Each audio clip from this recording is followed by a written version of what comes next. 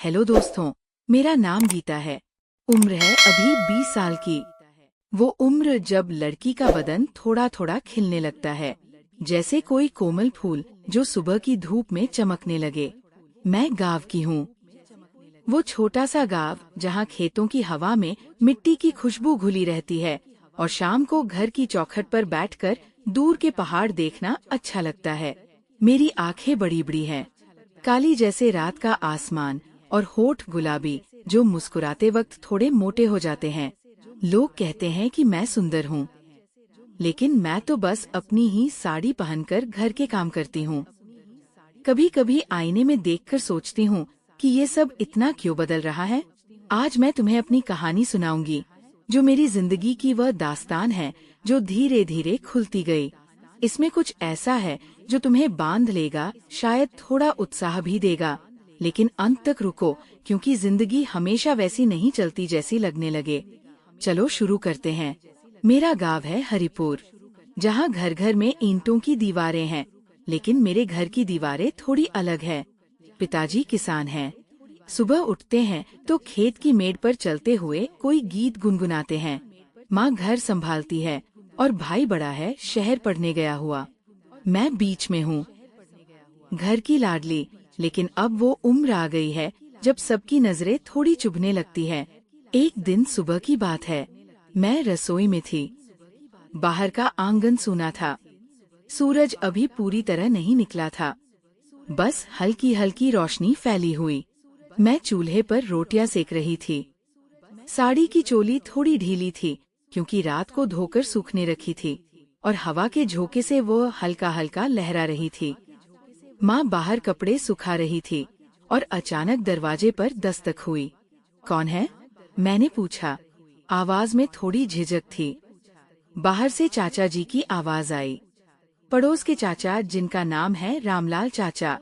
वो हमारे खेत के पास का ही खेत जोतते हैं और कभी कभी घर आ जाते हैं कोई बात करने। गीता बिटिया, खोल दे दरवाजा, तेरे पिताजी को कुछ सामान लाया हूँ। मैंने साड़ी को ठीक किया, लेकिन वो हल्की सी हलचल में फिर लहराई। दरवाजा खोला तो चाचा जी खड़े थे, हाथ में एक बोरा, आंखें थोड़ी नीची लेकिन नजरें मेरी तरफ।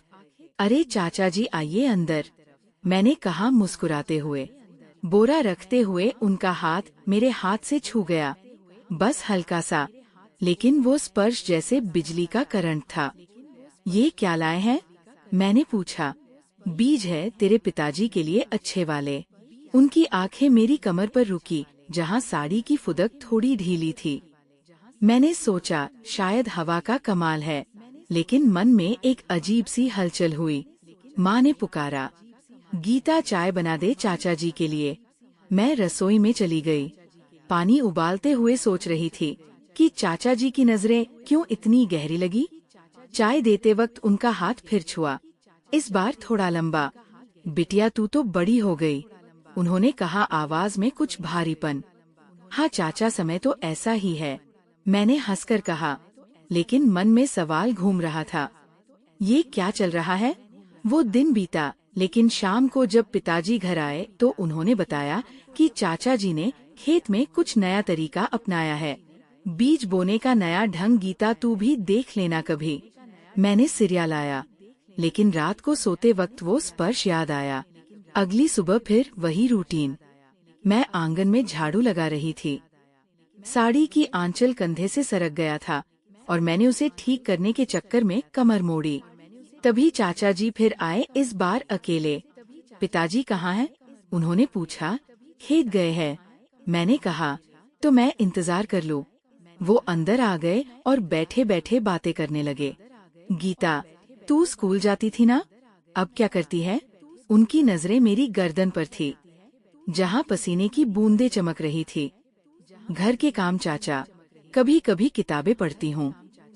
बातों बातों में उन्होंने कहा, तेरी कमर कितनी पतली है, जैसे कोई बांस की डाल। मैं हंसती, चाचा आप तो शायर हो गए। लेकिन मन में वो शब्द गूंज रहे थे। माँ आ गई तो बातें रुक गई, लेकिन चाचा जी जाते वक्त बोले, कल आना खेत में, मैं तुझे वो नया तरीका दिखाऊंगा, बीज बोना सिखा दूंगा। मैंने हाँ कह दी, क्योंकि पिताजी का काम था। अगले दिन दोपहर का वक्त था, धूप तेज थी।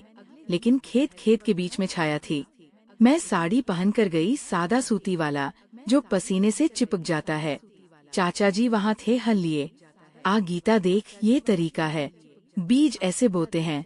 धीरे धीरे गहराई में डालकर। उनकी आवाज में कुछ था जैसे दोहरा मतलब। मैंने हंसकर कहा, चाचा मैं तो कभी नहीं बोई, सिखाइए ना। उन्होंने मेरा हाथ पकड़ा, हल्की मेड पर ले जाकर। उनका हाथ गर्म था, मेरा ठंडा। ऐसे पकड़ो मजबूती से और फिर धकेल दो अंदर। मैंने वैसा ही किया, लेकिन मेरी साड़ी की चोली में पसीना आ गया था और झुकते वक्त वो थोड़ी तनी। चाचा जी की सांसें तेज लगी। अच्छा है बिटिया, तू सीख रही है, अब मैं दिखाता हूँ कैसे गहराई तक जाता है। वो आगे झुके, उनका कंधा मेरे से सटा। मन में डर था लेकिन उत्सुकता भी। क्या होगा आगे? तभी दूर से पिताजी की आवाज आई, रामलाल क्या कर रहे हो? चाचा जी पीछे हटे और बोले, बिटिया को सिखा रहा हूँ। पिताजी हंस पड़े। अच्छा है, घर की बेटी को भी काम आना चाहिए। वो दिन खत्म हुआ, लेकिन मेरे मन में सवालों का सिलसिला शुरू हो गया। रात को मैंने डायरी में लिखा, चाचा जी की नजरें, उनका स्पर्श। क्या ये सिर्फ मदद है या कुछ और? समय बीतता गया धीरे धीरे। कुछ दिनों बाद गांव में एक छोटा सा मेला लगा।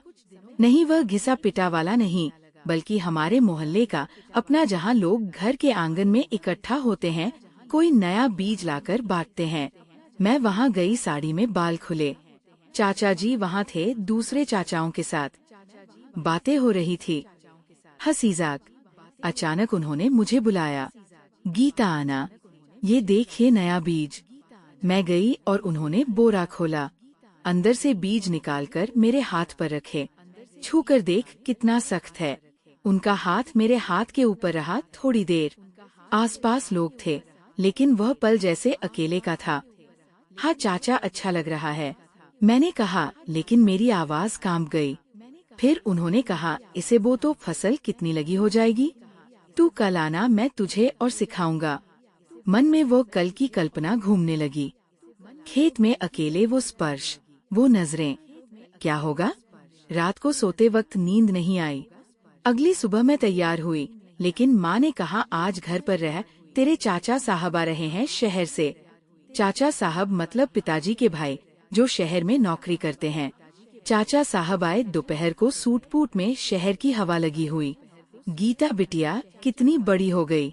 उन्होंने गले लगाया, लेकिन उनका गला लगाना अलग था, भाई जैसा स्नेह भरा। चाची को याद करो, मैंने कहा। वो हंसे, हाँ तेरी चाची को तो तू भूल गई। शाम को हम सब बैठे चाय पीते। चाचा साहब ने बताया शहर की बातें, वहाँ की नौकरियाँ, पढ़ाई। गीता तू भी आ जा, कुछ सीख ले। उनकी आंखें साफ थी, कोई छिपा मतलब नहीं। लेकिन जब चाचा जी का जिक्र आया तो पिताजी बोले, रामलाल अच्छा आदमी है, खेत में मदद करता है। चाचा साहब ने कहा, हाँ लेकिन बेटियों को अकेले मत भेजना। मन मन में कुछ क्लिक हुआ। रात को चाचा साहब के साथ बातें की। वो मेरी डायरी देख ली। क्या लिखा है? मैंने हंसकर कहा, अपने मन की बातें। उन्होंने पढ़ा और बोले, गीता जिंदगी में स्पर्श सबके अलग होते हैं, कुछ स्नेह के, कुछ छल के, सावधान रहना। वो रात लंबी लगी, लेकिन सुबह चाचा साहब चले गए। जाते वक्त बोले, मुझे चिट्ठी लिखना अपनी कहानी। अब चाचा जी की मुलाकातें बढ़ गई। एक दिन खेत के पास नहर थी, पानी छोड़ने का काम। मैं पानी देखने गई, क्योंकि पिताजी ने कहा था। चाचा जी वहाँ थे, नहर के किनारे। गीता आ, पानी कैसे छोड़ते हैं देख। मैं गई, साड़ी को ऊंचा किया, क्योंकि पानी की धारा तेज थी।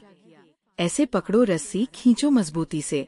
उनका हाथ मेरे कंधे पर गाइड करने को। पानी बहने लगा, लेकिन मेरी साड़ी गीली हो गई, चिपक गई। चाचा देखो क्या हो गया, मैंने शर्माते हुए कहा। वो हंसे, अरे ये तो ठंडक है, आ मैं सुखा दूं। लेकिन तभी गांव का लाला जी आ गया, जो पानी बांटते हैं। रामलाल क्या कर रहे हो? चाचा जी पीछे हटे। घर लौटकर मैंने सोचा, ये सब क्या है। रात को माँ से बात की। माँ, चाचा जी अच्छे हैं ना? माँ ने कहा, हाँ बेटी, लेकिन दुनिया में सब अच्छे नहीं होते, तू अपने काम पर ध्यान दे। धीरे धीरे दिन गुजरते गए। एक शाम घर पर कोई नहीं था। पिताजी खेत में, माँ पड़ोस गई। मैं अकेली थी, किताब पढ़ रही। दरवाजा खटखटाया। चाचा जी, गीता तेरे पिताजी को बुलाने आया। मैंने अंदर आने को कहा। बैठे बातें। तू कितनी शांत है, जैसे कोई तालाब का पानी। उनकी नजरें मेरी आंखों में। चाचा, आप तो कवि हो गए। हंसी हुई, लेकिन हवा में तनाव था। कल खेत में आना, एक नया पौधा लगाएंगे। मैंने हाँ कहा। रात को नींद में सपना आया, खेत स्पर्श, लेकिन अंत में फूल खिले। अगला दिन आया। खेत में चाचा जी इंतजार कर रहे थे। आ गीता, ये पौधा लगाते हैं, जड़ें गहरी डालनी पड़ती है। मैंने मिट्टी खोदी, हाथ गंदे हो गए। उनका हाथ मेरे हाथ पर, मिट्टी लगी। ऐसे दबाओ नरमी से। पौधा लग गया, लेकिन मेरी साड़ी मिट्टी से सन गई। चाचा, अब क्या? वो बोले, घर चल, मैं साफ कर दूं। मन डर गया, लेकिन उत्साह भी। घर की तरफ चल पड़े, लेकिन रास्ते में भाई का दोस्त मिला। शहर से आया। गीता दीदी, क्या हो रहा है? चाचा जी चले गए। भाई के दोस्त ने कहा, चाचा जी से सावधान, वो थोड़े चालाक है। मन में शक हुआ।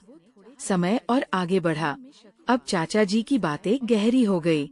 एक दिन घर के पीछे आम का बाग था। फल तोड़ने का मौका।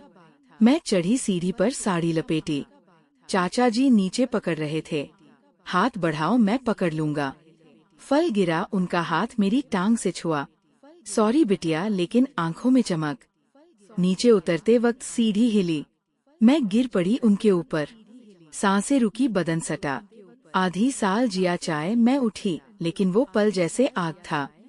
कुछ नहीं हुआ, उन्होंने कहा, लेकिन जाते वक्त बोले, कल फिर आना बाग में।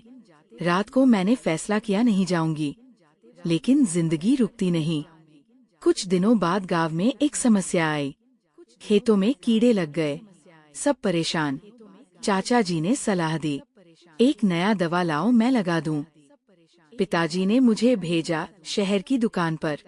वहाँ चाचा साहब मिले, जो छुट्टी पर आए थे। गीता, क्या लाई? मैंने बताया। वो बोले, चल, मैं साथ चलूं। रास्ते में बातें शहर की। तू क्या करना चाहती है जिंदगी में? पढ़ना, माँ बाप का नाम रोशन करना। घर आकर दवा लगाई चाचा साहब ने। चाचा जी भी आए, लेकिन चाचा साहब की मौजूदगी में चुप रहे। धीरे धीरे चीजें बदलने लगी। मैंने किताबें ज्यादा पढ़ना शुरू किया, डायरी में लिखना। चाचा जी की मुलाकातें कम हुई, क्योंकि मैं बहाने बना लेती। एक दिन पिताजी बीमार पड़े। नहीं, बीमारी नहीं, बस थकान। मैंने देखभाल की। चाचा जी आए, लेकिन माँ ने रोका। बिटिया संभाल रही है। मन में राहत मिली। अब कहानी का वो मोड़ आया, जो सब बदल देगा। एक रात, आधी रात को दरवाजा खटखटाया। मैं उठी, देखा चाचा जी। क्या हुआ चाचा? तेरे पिताजी को बुला, खेत में समस्या। पिताजी गए, मैं अकेली। चाचा जी अंदर आ गए। गीता, तू डर मत। उनकी नजरें फिर वही। चाचा, पिताजी आ जाएंगे। लेकिन वह पास आए, हाथ बढ़ाया। बिटिया, तू समझती नहीं। मन धड़का, चीखने को हुई, लेकिन तभी लाइट नहीं गई, बल्कि भाई घर आ गया शहर से अचानक। क्या हो रहा है यहाँ? चाचा जी भागे। भाई ने सब सुना, पिताजी को बताया। अगले दिन पंचायत हुई। चाचा जी ने माफी मांगी। मैंने गलती की, बस मदद करना चाहता था। लेकिन सब जान गए। गांव ने उन्हें समझाया। मैंने चुप रहना चुना, लेकिन अंत चला। चाचा जी खुद एक बीमारी से जूझ रहे थे, मन की बीमारी, जो उन्हें वैसा ऐसा बनाती थी। डॉक्टर ने इलाज किया और वह बदल गए। महीनों बाद वह आए, सिर झुकाकर। गीता, बिटिया माफ कर दे, मैं अब ठीक हूँ। मैंने माफ किया, और कहानी वो बीज जो हमने बोए थे, वो फसल लहलहाई। चाचा जी अब सच में मदद करते हैं, बिना किसी छल के। मैंने पढ़ाई की, शहर गई, लेकिन गांव लौटकर सोचती हूँ, जिंदगी में स्पर्श स्नेह के होते हैं, छल के नहीं बातें।